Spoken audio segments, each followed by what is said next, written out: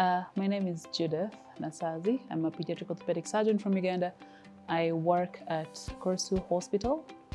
I'm one of the 4 pediatric orthopedic surgeons there, and I'm really passionate about what I do. Yeah. I'm Coleen Sabatini. I'm a pediatric orthopedic surgeon at the University of California, San Francisco, based at the Children's Hospital in Oakland. I am an associate director of the Center for Health Equity in Surgery and Anesthesia, and since 2013 have been coming and doing work in Uganda.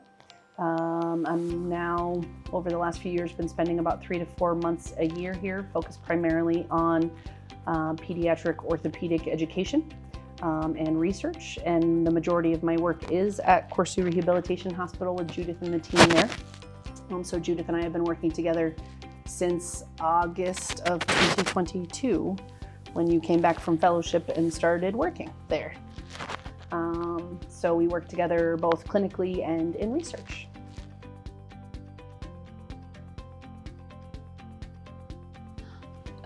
Well, that's a loaded question, but it has contributed immensely. I think of mentorship as that thing that I needed for a very long time, but didn't know that I did need it until I started working with mentors, and I was like, I could have made my life so much simpler for a very long time. So it's in the guidance, you get the unsolicited advice that is very relevant, and in just even in things like self-improvement that you get from your mentors maybe not every day, but every so often, both by working with them or even through a Zoom chat, where you talk about your challenges or your achievements and getting feedback from them on different things that you're going through. So mentorship is something I believe at least I'll talk about the medical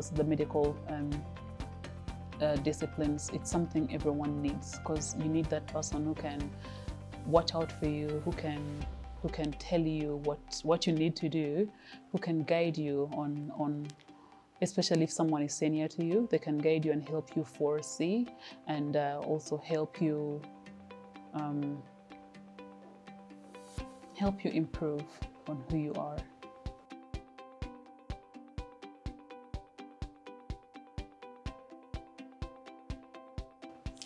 Yeah, I think that's something that you learn as a mentor over time. You use your own experience being mentored when I was younger. And I think my philosophy is that what I want in my life is not necessarily what my mentees want in their lives. So first and foremost, it's talking to the people that you're mentoring and saying, what are your goals? What are you trying to get to?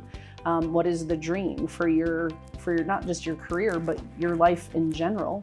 And then let's talk about how you get there, because things that I want in my life might be different than things that Judith wants in hers. Certainly there's lots of similarities in terms of what we're trying to accomplish as pediatric orthopedic surgeons, and particularly with a passion for caring for children here in Uganda. But I can't ascribe what I want onto her. I need to know from her what it is that her goals and objectives are, and then talk through how best to get there. And I think that's what that's what mentors should do, right? Is not try to create for their mentees the life that the mentor wants, but help the mentee realize what they want and how to get there.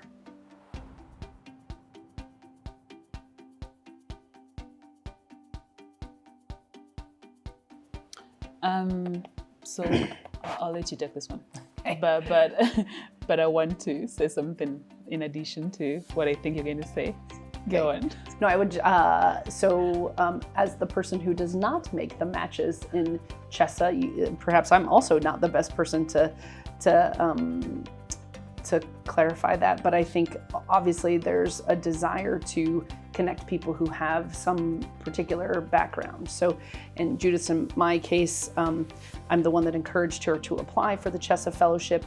And since I'm really the main orthopedic surgeon on the CHESA side, and I already work with Judith regularly, it makes sense that we would be paired together. I also am paired with the other orthopedic surgeon who is a CHESA fellow this year, because then at least we're starting from a commonality, right? Which is that we are in the same clinical field.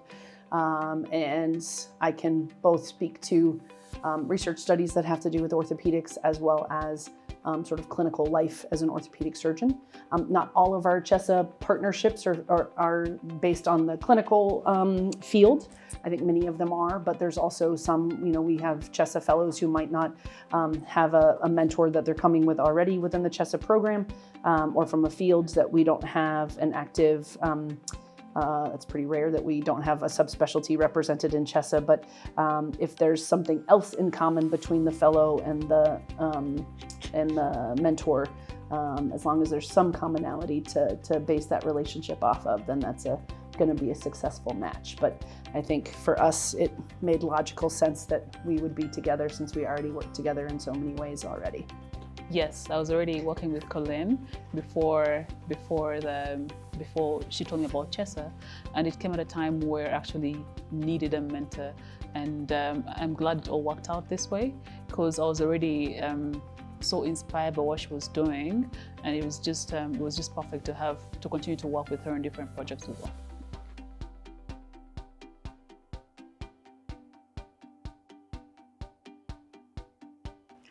It's tough. So it's important to take into account the other person's schedule when you have this relationship. She's extremely busy, and it's easiest to talk to her when she's here, but she still makes the time.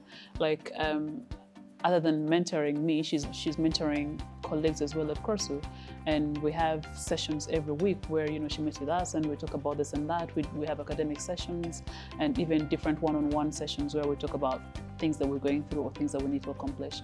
So that time is hard, but she makes the time, and we also block that time off that we have with her on those respective days that we have that we need to talk with her. And yes, she's making a huge sacrifice every week to be there for us. So it is very challenging for her, because many a time when it's the time that we can talk to her, it's sort of like late in the night, and she has to stay up longer so she can talk to us after a long day of work. So yeah, we're very grateful. I love them very much. So it's easy to, I very much want to make the time, but it is, sometimes I'm not always looking my best when I join that Zoom call, because it's 10 o'clock at night, my time, because it's 8 o'clock in the morning here. And so sometimes I have to apologize for the dark circles under my eyes, but man, that's my favorite time of the week, is the time that I spend 10 to 11:30 sometimes at night on my Wednesdays, which are their Thursdays, for our teaching conference. And I just, I'll do that for as long as they want to do it, because I love that time with them. I love talking about pediatric orthopedics with the team. I love seeing the growth of the team in terms of their knowledge, their experience, their comfort with the field, their interest in research, and how the whole group is developing, and particularly on the individual level, like just seeing the flourishing, particularly like watching Judith grow over the last couple of years has really just been phenomenal, really coming into her own as a surgeon, as an academic, and a researcher. It's been really exciting, and I'm honored to be a part of the team.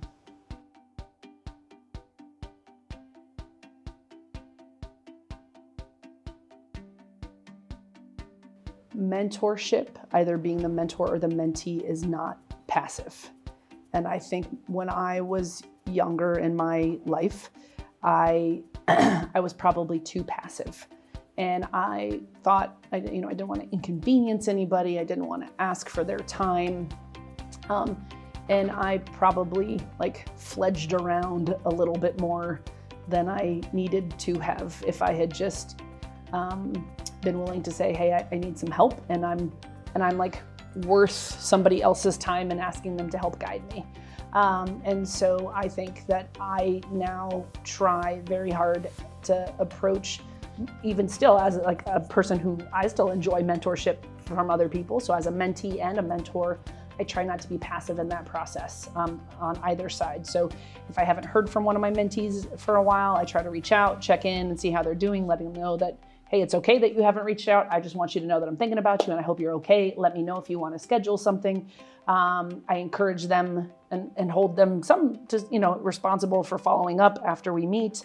Like send me the list of action items, send me the timeline that you think that you can get them done by, and trying to hold people accountable because life gets busy and it's hard to keep track of things. So those are some like just little things that I've tried to do to make sure that things are successful.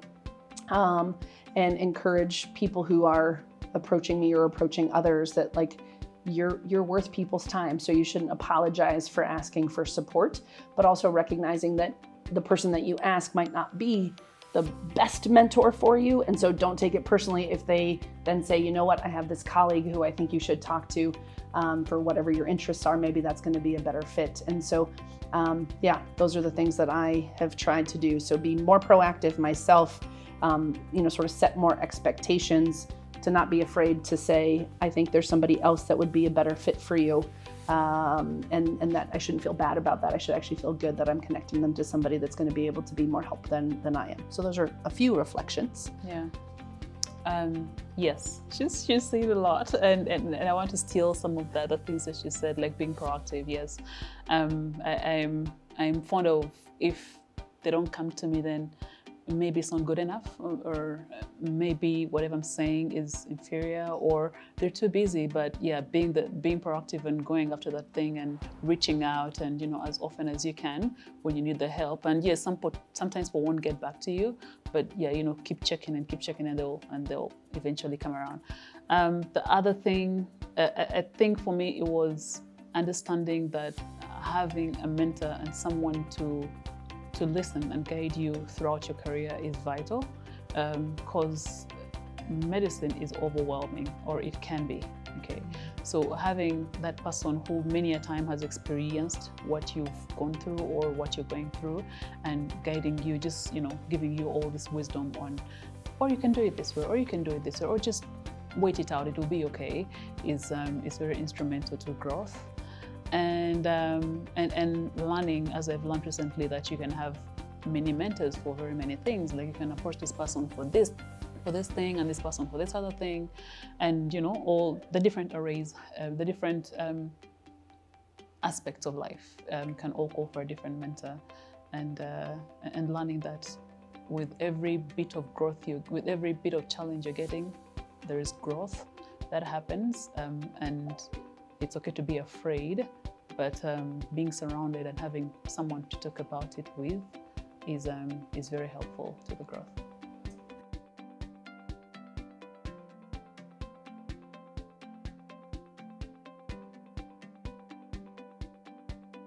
Yes.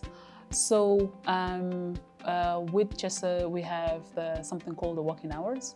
So these are time slots that are, I think every week you meet with different faculty. So you just get onto a Zoom call and people will just talk about the different things they're going through, or I have this question on this, whether it's personal or career related or research. And it's always amazing the kinds of questions people ask, because I'm like, I've been thinking about that. So I didn't seek out, I didn't go to like have sort of like a mentoring session. It's just I just sort of ended up picking up so much information that was actually relevant to me. So I didn't think of them as mentoring sessions, yet they actually were. And even here, when we had the working hours yesterday, I sat in a couple of groups where people were asking various questions, that things I wouldn't have thought of asking at all. Yet there were things that actually that I have faced myself, or questions I've had in the past but never had answers to. We had a working hours where it was just all women, and they're talking about the challenges they have as mothers while doing a full-time surgical practice. and I'm not a mother yet, but these were questions that sort of were very mind-opening, and I was like, that is a real challenge. Or it's not good that I know this information now, maybe I can use it whenever it is that I get to that point in my life. And different kinds of questions that just kept coming up that were very important to me, but I would have never asked, or maybe would have asked much later, but now I have the wisdom for.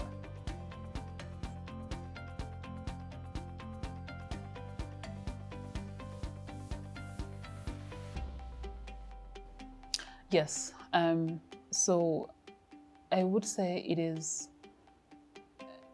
very important to know that you need a mentor really early. Then you don't have to struggle through all this alone. You don't have to struggle for so long because there's someone who's readily available to help you out. So if they could make use of their mentors, seek out early, and preferably seek out to people whom they're more likely to talk with comfortably. It's because there's always going for that person because you feel like this is the person they paired me up with, or he or she is in my subspecialty, so they'll understand what I'm going through. If it doesn't feel like it's working out, always look for someone else. And sometimes it takes time to meet that mentor who will feel right, but a bit of experimentation here and there also does the trick.